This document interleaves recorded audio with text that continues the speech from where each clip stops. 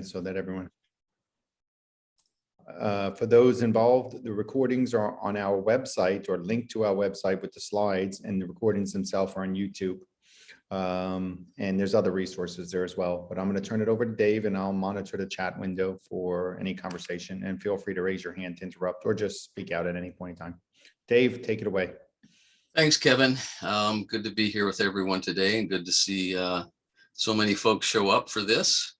I do also want to acknowledge that my wingman, John Krupczak, is here today as well. And it's hard to imagine, but he and I, for almost 9 years now, have been working together on undergraduate STEM education activities, whether that be the years we overlapped at NSF or now as PIs on some workshop projects for the STEM program. And also now we get to work with the good folks in beautiful Maysville, Kentucky, as and he's the subject matter expert on that team of developing the proposal for the folks in Maysville. So I'm happy he's here today. He will, as needed or as desired, chime in on some aspects of budget that perhaps can offer a different perspective or supplement what I may have included in the presentation that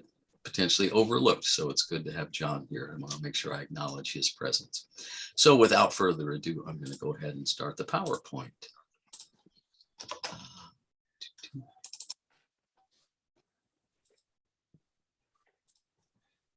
All good?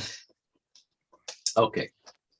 So here we go. We're going to talk about budgets and the accompanying budget justification, because you can't just submit a bunch of line items with a budget dollar requests for each line, but you also need to justify, and that word is important. It's not just an explanation, but to justify why you're asking for what you are going to be doing with the funds. Okay, so today we're going to talk about, in a sort of big grain size manner, some of the ATE specific considerations as regards budget.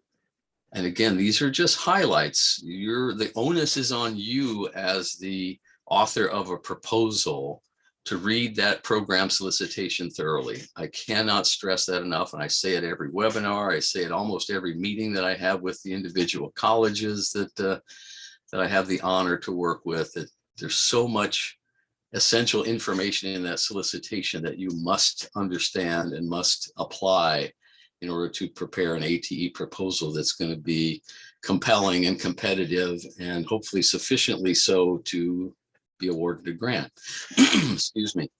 So then we'll go over general format and structure of NSF budget, say a little bit about justification, and then we'll take a quick look into research.gov to see how the budget's set up therein, and stop for some Q&A.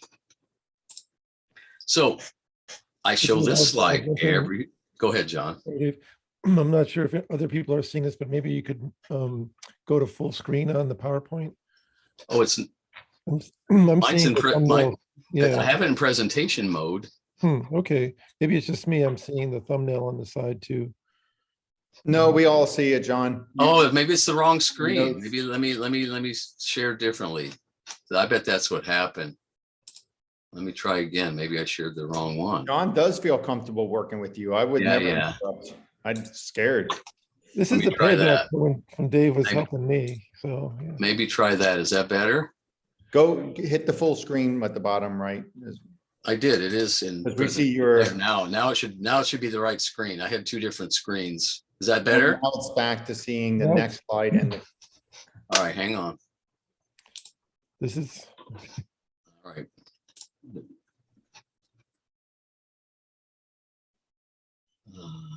Okay, let's try this. And then if I do this, yeah, I see what's this should work better. How's that? nothing. I have nothing. Not sharing a screen with us at all. Okay, this is strange with the We're very embarrassed for you. I'm not embarrassed, so This is thank you. transparent mode, Dave. I'm embarrassed, Dave. I'm blushing. Oh, Yeah. All right. Well, this is really weird that it's So there's screen 2. All right, so I tell you what. Let me start it first. So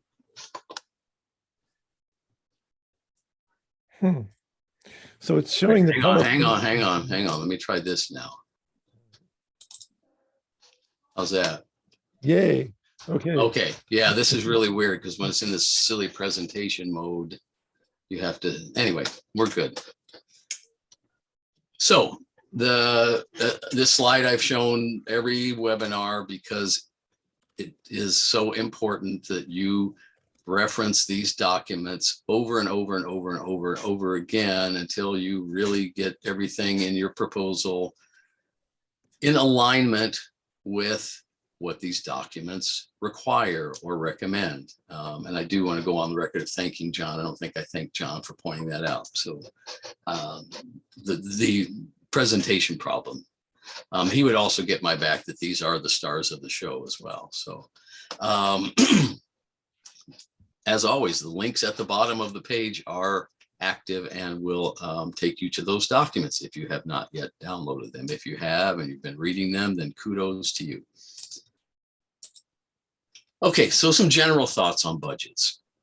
This is a critical part of your proposal. I mean, this is what the proposal is all about. You're proposing to do some work if NSF gives you the dollars to support that endeavor. And so you need to put together a solid budget that reflects the needs you have to carry out the proposed work as described in your proposal.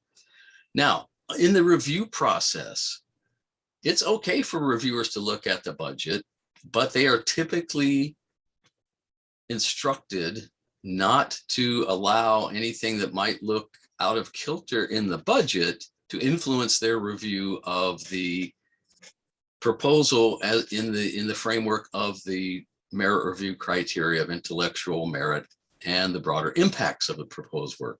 We've talked about those review criteria in the past. So it's not uncommon for the NSF program officer who's shepherding a panel to say, you know, go ahead and look at the budget and the justification, but don't let it sway you regarding the merits of the proposed work. If something looks like it's in the wrong line or it's a not justified amount or something looks out of a little out of alignment, bring it to my attention. Again, speaking as the NSF program officer, bring it to my attention. I'll take a look at it. But if the proposal reviews well and it looks like it could be an award, we can fix the budget. Budgets are really fixable. Okay, it's not uncommon. And John, again, has done this many times as well. It's not uncommon for the program officer who is shepherding a proposal that reviewed well to reach out to the PI and say, you know what, your proposal reviewed well. We're thinking about making an award recommendation. Go ahead, get your IRB started. Address these concerns that were identified during the review of her proposal by the panel and in my own review of your proposal. And there's some issues with the budget you need to fix. Go to this line and take a look at that number, make sure that's correct. And how did you move this to this line? It's on the wrong line. Things like that can be fixed. It's not at all uncommon to submit a revised budget during the negotiation process. So now keep in mind, one of the things that the program officer will likely do with you as a PI of a proposal that reviewed very well is they want to streamline the process so that when that program officer says, yeah, I think this is worthy of an award, I'm going to recommend it.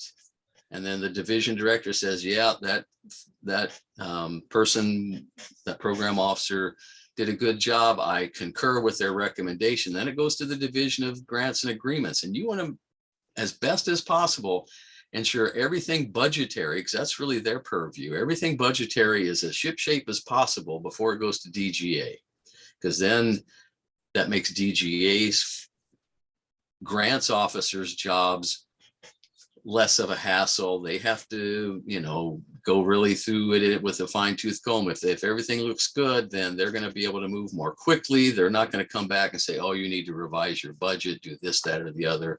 So the program officer typically will work with the PI to ensure that things look good before that award recommendation starts that chain of steps to get it to DGA. They're really working in your best interest to help get that budget shipshape. Okay, so if one opens up the ATE program solicitation and searches for the word budget, it shows up 29 times. So that says to me a couple of things. One, the budget's an important thing to address. And two, the solicitation addresses it. So that gives you the tools and the insights to understand how to prepare a budget in alignment with the ATE program. Okay, so there's plenty of support within the program solicitation to help you formulate a budget that is in the framework of the ATE program. So the two program tracks that our project will support are track 1, small projects for institutions new to the ATE program. That's the program, or that's the track that we are strongly recommending you take if you're eligible for that program, or that track, sorry. The budget requests may be up to $350,000. You don't have to ask for $350,000. That's a maximum. So if your needs are such that the budget is less than that, it's okay to ask for less than that from the program's point of view. You don't have to ask for the maximum. Now, maybe someone at your college says, yep, you go for the max, then that's a whole different story. But as regards the program, you don't have to ask for the maximum. That's typically spread over 3 years. Now, remember, here's the part where the budget comes into play, that $350,000 maximum is a sum of the direct costs and the indirect costs. And we'll talk more about indirect costs in just a moment. The other track is the standard ATE projects track, and that budget request may be up to $650,000 for a 3-year project. And again, those $650,000 comprise a sum of direct and indirect costs. And sort of supporting what I said earlier about not necessarily requesting the maximum, the solicitation states that it's expected that the budget request will match the scope of the project. So if you propose something that looks in magnitude not to be something that requires $350,000 and you are asking for $350,000, that could draw some concerns by folks. So your budget should be commensurate with the scale, scope, and magnitude of what you're proposing. Instrumentation requests. This comes up a lot with folks that we work with. The ATE proposal or the solicitation addresses this and says that all proposals may request instrumentation for student use in gaining skills and competencies. Okay, that's right there on page 4 of the solicitation. And it also indicates you should see other budgetary limitations section of the solicitation. If you go to that section, it says funds requested for equipment and instrumentation normally may not exceed $200,000 for the duration of a full project grant. So out of those $650,000 that the track 2 proposals can request, normally you shouldn't exceed $200,000 in request for equipment and instrumentation. Again, these are all quotes right out of the solicitation. Equipment requests for small projects should be within the overall scope of the project budget. Okay, so again, that needs to be something that fits with what you're proposing and with the magnitude of the budget request. And also do not miss this part here. If you're going to request some instrumentation as part of your budget, then it is expected that you're going to go to those vendors that sell equipment and ask for an educational discount. Okay. And you need to explain that in the budget justification. Again, the solicitation provides this sort of guidance at this grain size level, right down to the fact that it's expected that your proposal is going to indicate that you've got quotes from vendors to give you an education discount. Now, this is also straight out of the solicitation. Things that you cannot use NSF funds for. You can't put a line in your ATE budget to indicate you want to use those ATE funds for student scholarships. That would be a duplication of services. There's already a program at NSF within the Division of Undergraduate Education, or DUE, to provide STEM majors with scholarships. That's the STEM program. And the federal government is really sensitive to overlap and duplication of services. So do not ask for any scholarships. Don't ask for replacement equipment or instrumentation that does not significantly improve instructional capability. Don't just ask for something because you think it'd be nice to have it. If it's not implemented in your proposal in a way that is obviously helping students to build skills and competencies that workforce partners indicate are important, don't ask for it. If you can't fit it into that scheme of learning opportunities for students, don't just ask, we need a new thermal cycler to do some DNA amplification or whatever because we think it'd be cool. No, make sure that's part of what your project is intending to do. Teaching aids, things like that, drill and practice software, et cetera, et cetera. Don't ask for projectors. Oh, our lab needs a new projector to project from the ceiling. No. Vehicles, trailers, laboratory furnishings, general utility items, office equipment, et cetera, et cetera. You can read all this stuff. It's all on page 11.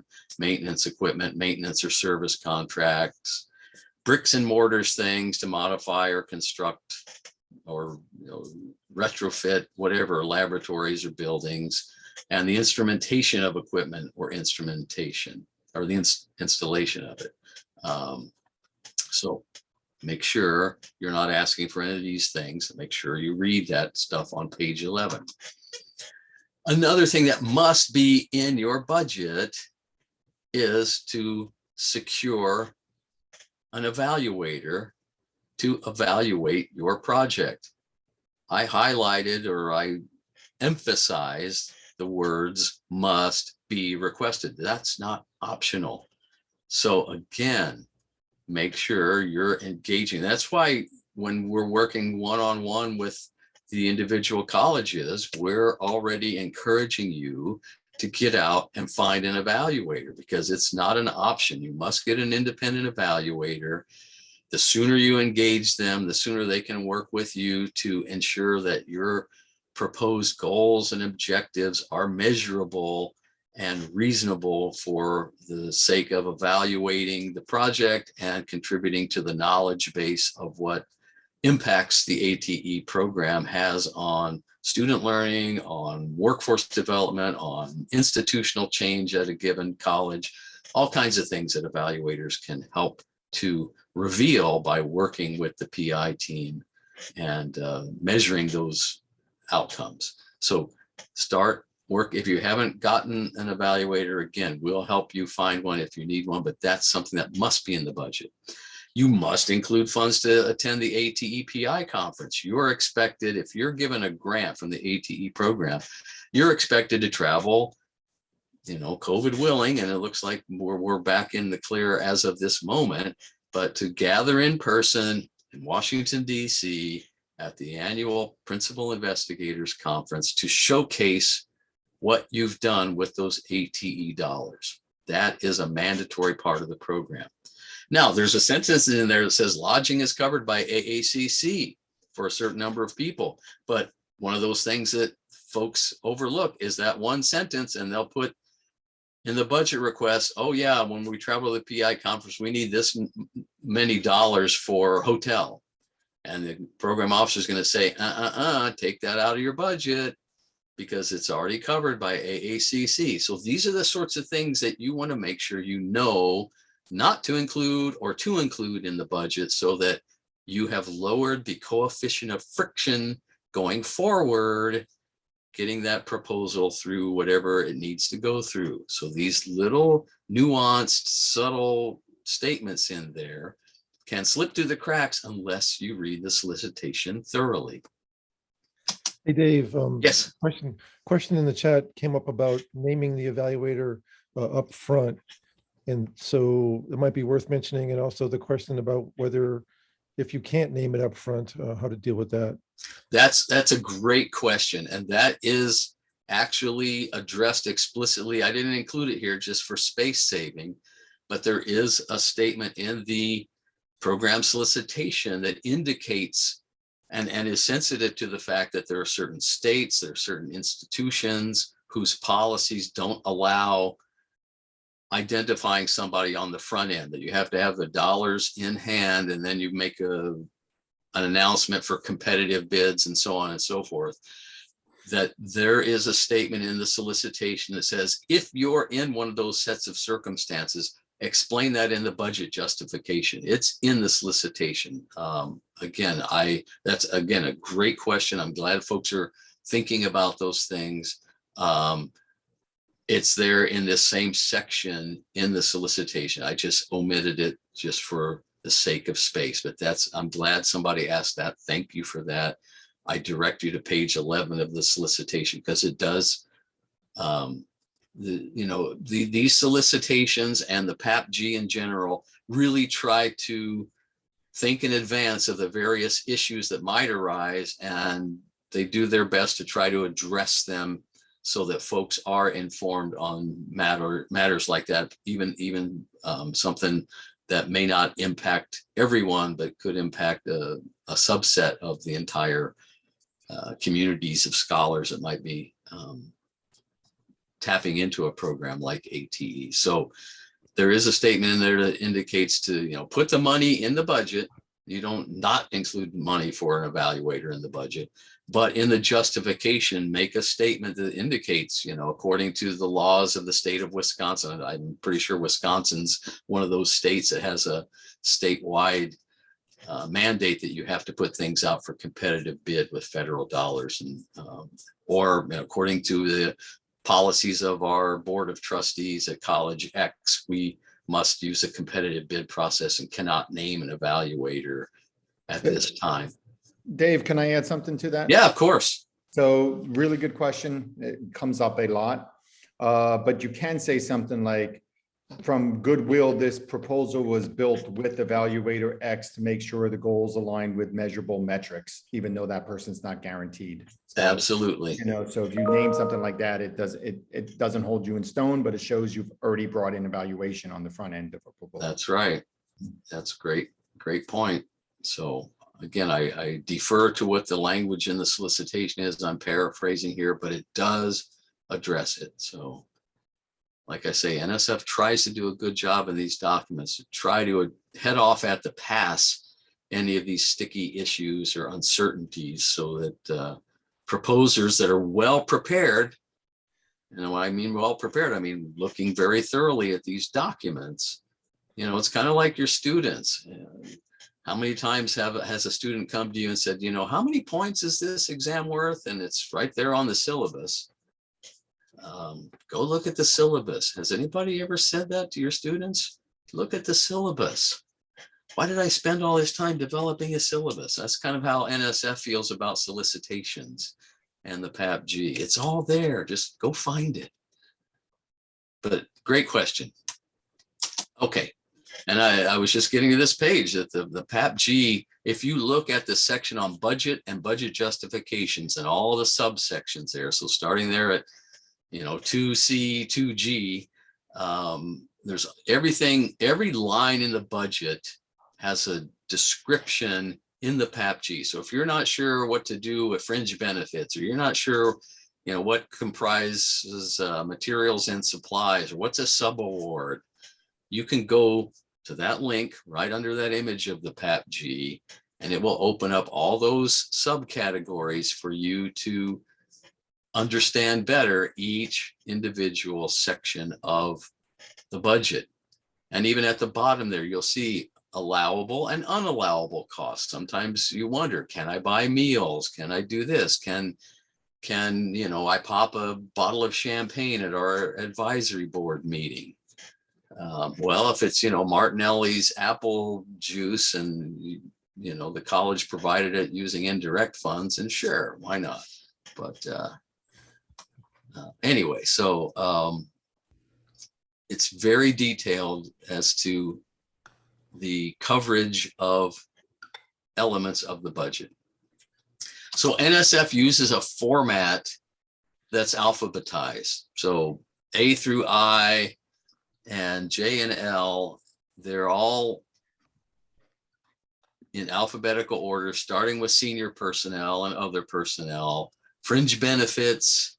So you're, again, to develop a budget, you're going to need to work with folks in various campus units. So if you don't know what the fringe benefits are, and they may vary, you may have different folks in different categories. You might have a faculty member whose fringe benefits may be different from an administrator who might be part of the personnel, or an instructional laboratory technician. Somebody might be working on it to help the PI that's from a different class of personnel that has a different fringe benefits rate. So you need to work with your payroll office or whoever curates that information to develop the budget. You're going to need to get that information.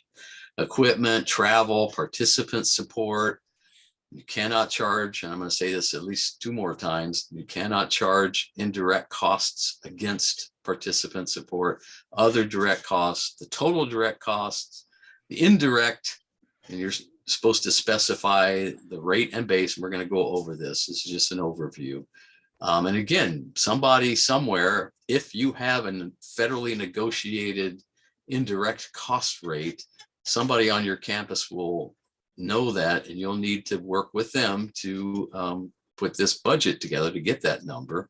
And then research.gov will calculate the total numbers behind the scenes. So if one takes this alphabetized structure and puts it into a budget sheet, and this is what research.gov generates, this is how it looks. And you'll see A is senior personnel, B is other personnel, and on down the line, as I just showed on the previous page. Now, for the most part, budget lines A through E are pretty straightforward or self-explanatory. And if you're not certain about something, please go to the PAPG and click on the link that corresponds to that particular item. We'll talk a little bit about A, just to address some things that have popped up, particularly in recent history. So if we look at in the PAPG, and I take a quote here from it, says, as a general policy, NSF limits the salary compensation requested in the proposal budget for senior personnel to no more than 2 months of their regular salary in any 1 year. Okay, so this has become a sticky issue, even in the ATE world in recent history. And I don't know if I should be saying this while I'm being recorded, but what are they going to do? Fire me? But it used to be pretty straightforward that you could make the case for more than 2 months support because of being at a community college. Understandably, the teaching loads are heavy and you need more than the summer to carry out the work that's proposed. Now, there has been some greater than traditional pushback on that in recent history during negotiations that I have been privy to. I'm not going to give any specific details, but I have seen, and I know others I think have seen, that the folks at NSF have really tried to make folks toe the line, even from community colleges, to this no more than 2 months of regular salary support in the budget. So my recommendation would be to think about how you can limit the budget request for PI compensation or other senior personnel to 2 months. Because elsewhere in the PAPG, it does indicate that once you get the grant, you can move money around line item transfer type style. And it explicitly says that a grantee can internally approve an increase or decrease in person months, even if doing so results in salary support exceeding the 2-month policy. So, I'm not recommending you do anything devious or outside the rules here, because what one could do is, if it looks like the 2 months is not going to be enough, is to do a transfer from one line to another. And again, that's robbing Peter to pay Paul, as it turns out. But I'm just saying that, and again, this goes back to an earlier comment, you can certainly ask for more than 2 months and justify it. Oh, I need a course release during the academic year and 2 months of summer support. And that comes out to, 2.2 months or whatever it turns out to be. And it might go through. I don't know. I have seen some pushback though. That's just a caveat. It's not any requirement or instruction on my part, but something to think about, something to work with your individual subject matter expert and the project vision member on your team to look at how you can arrange a budget. But John, you have any thoughts on that? Yeah, I was thinking too, a lot of times it's, by the time you spread the budget around, if you have a couple PIs, it's sometimes not even enough money to pay 1 month. So sometimes it's not an issue just because there's not enough budget and you're kind of economizing. But I agree with Dave. Put together the budget that you think you need, submit it, and if it comes down to negotiations, then that's where you can work out the finer details. If the project's well scoped and the budget seems to be aligned with what you say you're going to do, then and you're going to be funded, or they want to pursue negotiations, then you can work out some of those finer points. Yeah, and I put that second paragraph in there because this question comes up so much. Can I move money around once, this is a grant, it's not a contract. So you are not held to keep every single line item as it was in the proposal, or every single goal and objective as stated in the proposal. It's a grant, so there's wiggle room here. So you can move some money around to address things as they arise. As you start moving forward in the project, things are going to unfold that you didn't anticipate, both new opportunities and new challenges. And you can be flexible as long as it doesn't change the scope of the project significantly. You can move some money around as necessary. And those Roman numerals 7 and 10, those are also linked to where this is described in greater detail. So if you want to look at this stuff, it's there at your disposal. Okay, so participant support costs. I'm jumping down to line F, because this is I'm trying to touch points where oftentimes confusion arises. Because I have seen budgets where folks, understandably, based on the title of this line item, think that a participant could be somebody that's working on the project. I'm participating in the project, so I should get a stipend, right? Or I'm a faculty associate. I'm not a PI, but I'm working on the project because we're doing contextualized math as part of this, and I'm working on a math course. So I deserve a summer stipend. So that should go in line F1. No. Participant support is to support folks who aren't directly working on the project. It could be perhaps you're running workshops for high school science or CTE teachers to go through some of the activities that you're proposing for your program. Maybe you're going to teach them about drones so that they can take some drones back to their classroom and get students excited about the potential to be part of your program at the community college. So participants are folks that are supported to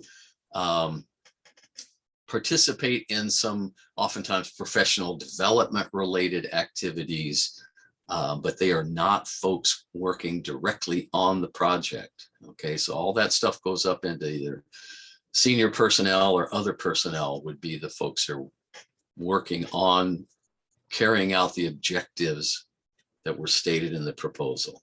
Okay, now when you're determining your indirect costs that you're going to recover from the grant, you cannot include whatever that total is in the participant cost line there. And we'll talk more about that below. If you are awarded a grant, whether it be ATE or any NSF grant, this is the one area where you cannot move money around without written permission from NSF. You can put money into this if you decide, okay, we need more money for our participants and less money for travel.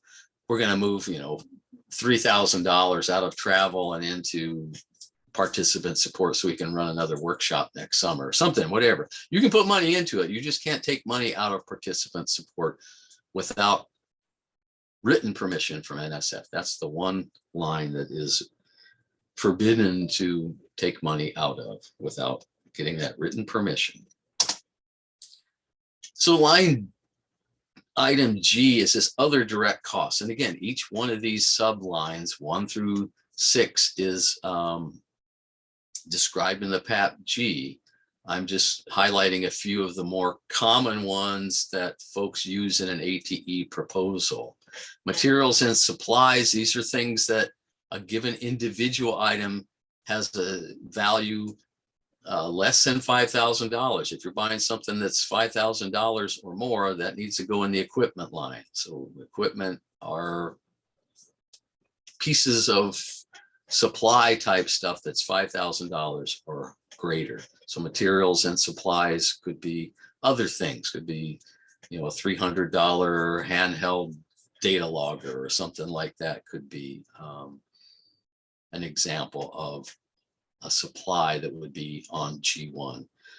Consultant services. This is the line where the funds for your project evaluator would be included, and other outside consulting that you might enlist somehow. Perhaps you put together an advisory board that is going to oversee your project and they get a modest stipend every year.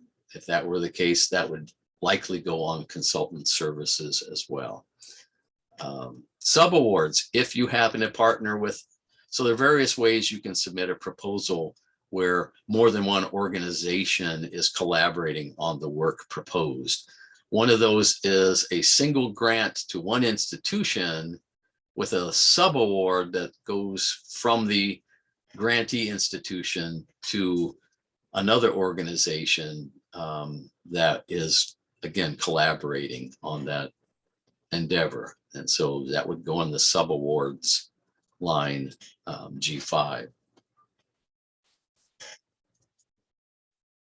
That may not be highly likely in most of the, if not all of the proposals that we're working with you on, but I at least want to bring that to your attention, if not for now, for future reference.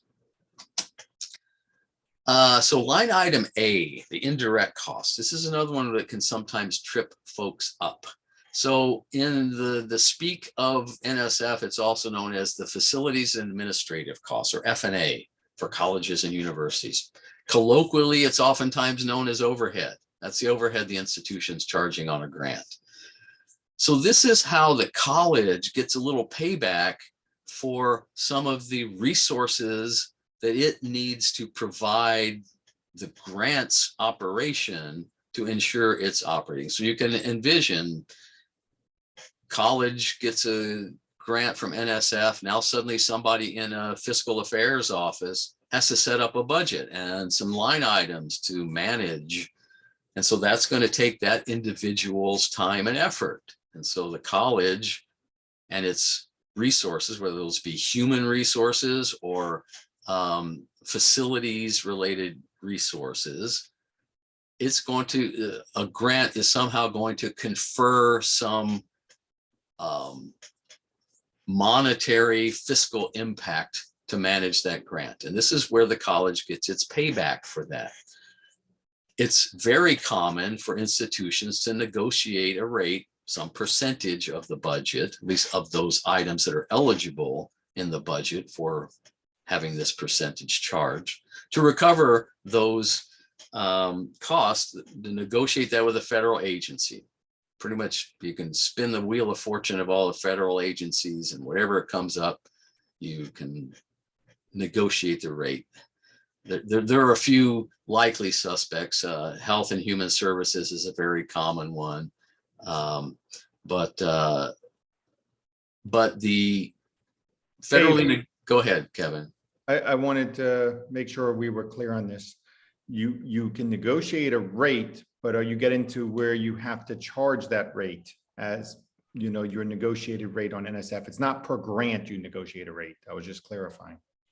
Right. Yeah. It is a rate that you basically come to an agreement with a federal agency that says from this date through this date, there's typically a start and an end point in this agreement. It says all federal grants that we apply for, we will charge this indirect rate unless the agency or the program that we're applying to supersedes that and says we can't do this or that. So yeah, and I'm just clarifying for others. So you're not negotiating with ATE and NSF for this grant submission. You have a negotiated rate, or you use the default one, and you have to charge that full amount towards the grant. that's coming up on a. Okay, sorry, I didn't mean to interrupt you. That's okay. No, your point is well taken. This is a blanket agreement that covers the entire. That's why you can pick any federal agency that will negotiate a rate with you. Once it's negotiated with any agency, it applies to all your federal grants. That rate, again, unless the agency or the program within the agency specifies something different, this is your default rate. And again, it's typically the agreement has a start and end date, and typically then you start negotiating as you get close to that end date, a new one. And it also describes not just the rate, but what items can you charge indirect against. Okay, so if you negotiate with Health and Human Services, that's going to apply to the grant proposals you submit to NSF, Department of Education, Department of Labor, whatever it might be. It's Kevin's point's well taken. You don't negotiate with individual agencies for every grant or a program within the agency. It's a blanket agreement that covers an institution's dealings with the entire slate of federal agencies. So if you have, so there's two possibilities here. Either you have one or you don't have one. So that's sort of a logic tree here we're going down. If you have one, then NSF requires that you charge the full amount. You cannot, some folks want to say, our rate's 38.77%, and that's really high. Let's just put in 10%. That way the project can have more. No. That's not allowed. You cannot just choose an indirect rate less than your federally negotiated rate simply to direct more of the budget toward the project. And it's right there in the PAPG, except where specifically identified in a program solicitation, you must apply the federally negotiated indirect cost rate when computing your F&A. Use of an indirect cost rate lower than the organization's current negotiated indirect cost rate is considered a violation of NSF's cost sharing policy. NSF does not allow what's called voluntary cost sharing, and because that could tip the playing field, right? Institutions with big endowments, the Yales of the world, could say, you know what, if you give us $100,000, we'll kick in $100,000 and we can get a $200,000 project done that way. And then, we won't even notice a missing $100,000 out of our multi-billion-dollar endowment. So NSF does not allow that cost sharing just to keep the playing field level for everyone, because I don't know of any community colleges that have multi-billion-dollar endowments. So you must, Kevin's right, you must charge the full amount If you don't have a federally negotiated cost rate, then NSF permits using a maximum of 10%, what's known as the de minimis rate. No questions asked. So you can use 10%. If you ask for more than 10% and you don't have a federally negotiated indirect cost rate, then you have to submit a separate proposal to explain why you want more than 10%. So if you want more than 10%, you really ought to just negotiate a rate with a federal agency and get that done and part of your institutional grant-seeking fabric. Otherwise, go with the 10% if you don't have a federally negotiated rate. Again, there's quotes right from the PAPG, and the link will take you to it. And it does say no supporting documentation is required for proposed rates of 10% or less of modified total direct cost. Now that or less part, I've never seen that go through. They almost always make you take 10% if you don't have a rate, and but again, if you want to try it, you can. Budgets are fixable, but again, that's more work. If you get pinged to fix your budget, that's just more hassle of getting the grant that you want. So my advice is always just play by the book, do things exactly as it looks like they're supposed to be done, and you're probably going to be rewarded for that. Okay, so you can't include when you're in the indirect cost line on the first page of the budget, in that rectangle, it'll say specify your rate and your base. So if you've got a rate of 38.77%, that needs to be listed there. And the base is the dollar amount that you determine was the amount that is eligible for indirect cost recovery. Okay, so you need to specify those two numbers on that line and then put in what that turns out to be. Okay, those total indirect or F&A, facilities and administrative costs. Oh, and of course you cannot charge participant support as part of the base that you're determining. Okay, justification. We're almost done. Dave, Go ahead. can I Yeah. interrupt here for one more thing on indirect? Yep. So for the faculty on the call, each school internally has its own policies and procedures on how to handle the indirect funds, then become institutionalized. And it's a common practice, common some places, not common others, but it's a practice for schools internally maybe to put some of that indirect back into the department program to encourage grants. So that's a conversation I encourage the faculty to have internally at their school, because at some schools it's a big percent. I'm working with the school right now where it's 60% of every 600,000 of every million that comes in goes into the college's funds, but that college then gives 50% of that back to the department, and then 50% of what goes to the department then goes to the faculty to be used. You have to follow college policies, but it's a way of institutionalizing the funds and then using them again. So I encourage you guys, the faculty on this call, to have that conversation with your administration. It's a way of leveraging the project better. And on some of these smaller grants, you need every dollar. So that's a good point. Absolutely.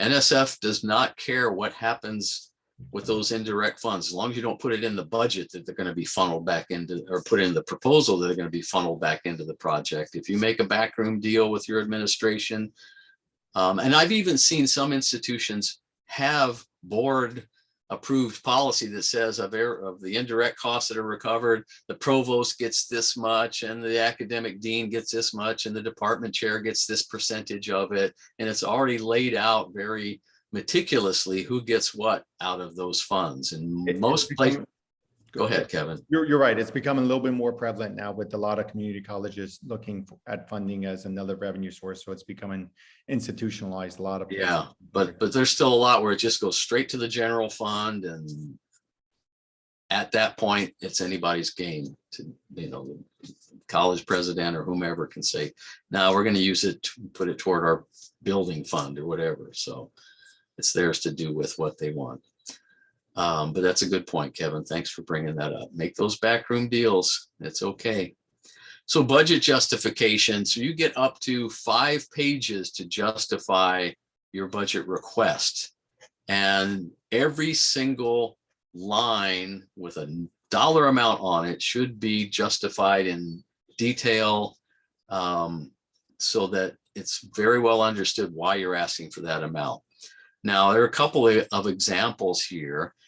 One's the PI compensation. Now, again, for space, I probably could have done this on 2 slides. I would actually add more in that section A. I would say, PI DOE will be overseeing the project, communicating with NSF, working with industry partners. I would put more detail into what PI DOE is actually going to be doing in the role as the PI. So maybe another sentence or 2 would benefit that section. I tend to err on the side of being extremely meticulous here, but the calculation is really important as well. Where did that 60,000 come from? Well, PI DOE has a 10-month contract of $100,000, which means they get 10,000 a month. 2 months of support is $20,000 annually, or 60,000 for the 3-year project. The other example is the consultant services G3 project evaluation, 18,900, the external evaluator. So you're putting in hours and an hourly rate to show how that number was derived. Okay, they're going to put in 70 hours on project evaluation annually at $90 an hour for 3 years is that number there. Okay. I'll jump in, Dave, and make a comment. I would agree with Dave in that it's better to err on the side of being more detailed in the budget justification. Myself, having read a lot of these, they can be very cryptic, and then the program officer doesn't know if you've actually justified it. So then they're gonna have to go back to you for more information. And you want to make their job easier. It's unlikely you'll use the 5 pages. And then one other thing I would echo is, see how Dave has got section A, section G3. You want to align your budget justification headings with those exact titles from the NSF budget, because again, the program officer wants to be able to go from your justification to your budget. And if you don't have those headings, it's hard for them to know that this particular person is other personnel or whatever. So you really want to know, you really want to use those, like section A, section B, section G3. And then one final comment is, if you look at the NSF budget, it'll give you the summary budget. So you really want to make sure that the summary budget is well described in the budget justification, because there's a lot of intermediate numbers that show up, year 1, year 2, year 3.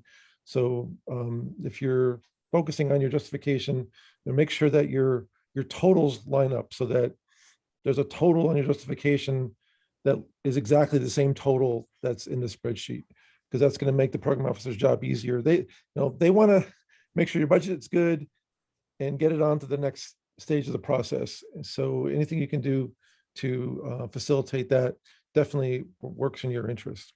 So it's like we aligned here, John and Dave. I put in the chat window a sample of what John just said before you even spoke, John, which is exactly laid out, exactly how it's liked. In each of your folders is also the sample template for budget and this budget justification template, and the fields add up accurately. So we're providing you templates for this. Thanks, John and Kevin. And we're just one slide away from being done here. So just going to show, when you're working in research.gov and you navigate to the budget, you will see the exact same set of alphabetized headings and subheadings.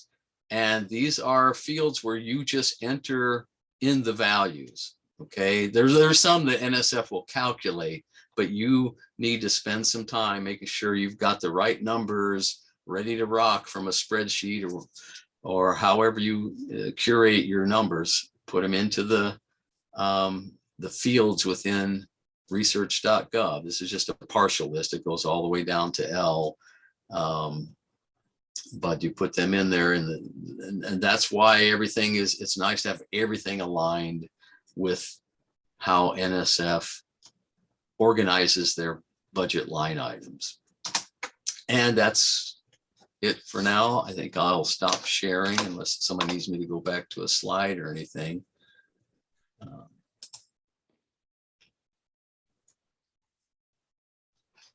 Any questions? And again, they'll probably arise as you start working on a budget. And if, you can work with your subject matter expert or Kevin Rasul and me to help you to refine things or to understand things better. I'm gonna go David? ahead and turn off the recording. Sure. David? Yes, Russ.